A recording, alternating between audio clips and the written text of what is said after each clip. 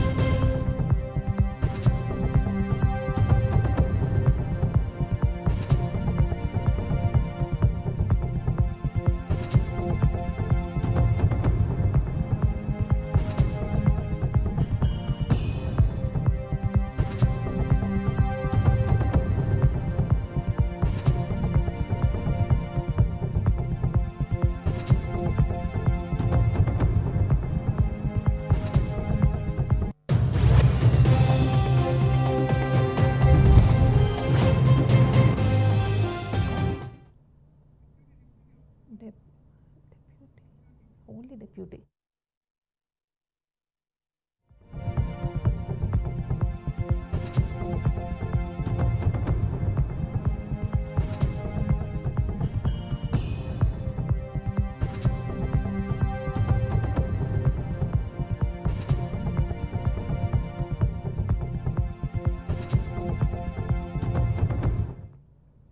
Drugs కేసులో నటి హేమను బెంగళూరు పోలీసులు అరెస్ట్ చేశారు. మూడోసారి విచారణకు హాజరైన హేమను పోలీసులు అదుపులోకి తీసుకున్నారు. గత నెల 20వ తేదీన జరిగిన రేవ్ పార్టీలో హేమ కూడా పట్టుబడ్డారు. డ్రగ్స్ పరీక్షల్లో ఇప్పటికే ఆవిడకి పాజిటివ్ గా తేలింది. ఇక ఫుల్ డీటెయిల్స్ దీనికి సంబంధించి మా డెప్యూటీ అవుట్పుట్ ఎడిటర్ వెంకటేష్ మరిన్ని డీటెయిల్స్ అందిస్తారు. వెంకటేష్ చెప్పండి, గత 3 సార్లుగా సిసిబి పోలీసులు అంటే సమన్లు పంపినప్పటికీ కూడా హాజరు కాని నేపథ్యం చూసాం. అంటే ఫైనల్ గా థర్డ్ టైం ఇప్పుడు వెళ్లారు, అరెస్ట్ చేసినట్టుగా కూడా ఇన్ఫర్మేషన్ వస్తోంది. డీటెయిల్స్ ఇవ్వండి.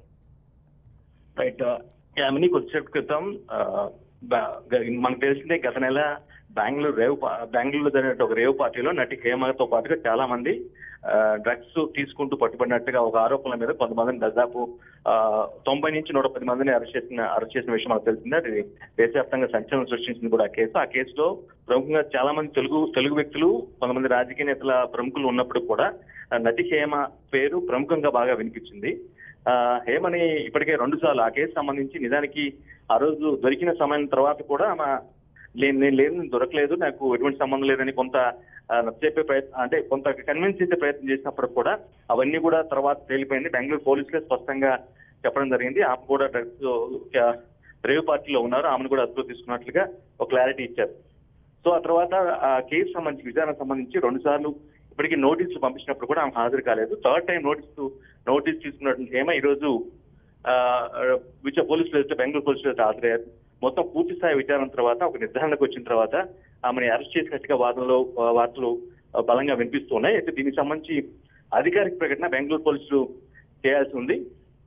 ఇప్పటికే ఎవరైతే అరెస్ట్ అయ్యారో ఆల్మోస్ట్ 100 మందితో పాటుగా ఆ రోజు రేవ్ పార్టీలో పట్టుబడ్డారు. వారందరికీ కూడా డ్రగ్స్ పరీక్షలు నిర్వహించడం జరిగింది. వారి రక్త నమూనాలు తీసుకుని పరీక్షలు నిర్వహించారు. అందులో చాలా మందికి తెలియంది. వారిలో నటి హేమ కూడా పాజిటివ్ గా తేలిన వ్యక్తుల్లో నటి హేమ కూడా ఉన్నారు.